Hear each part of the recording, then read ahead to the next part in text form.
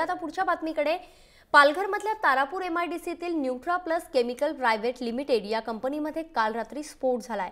स्फोटानंतर लागलेल्या आगीमध्ये एकाचा मृत्यू झालाय तर 2 जण जखमी झालेत।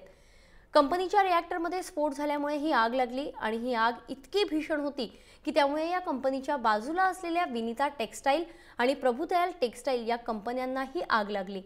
अग्निशमन दलाच्या 9 गाड्यांनी रात्रभर प्रयत्न करून आग नियंत्रणात आणली।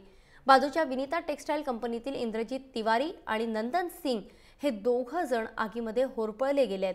त्यांच्यावर बोईसरच्या टीमा हॉस्पिटलमध्ये सध्या उपचार सुरू आहेत आणि त्यांची प्रकृती चिंताजनक आहे।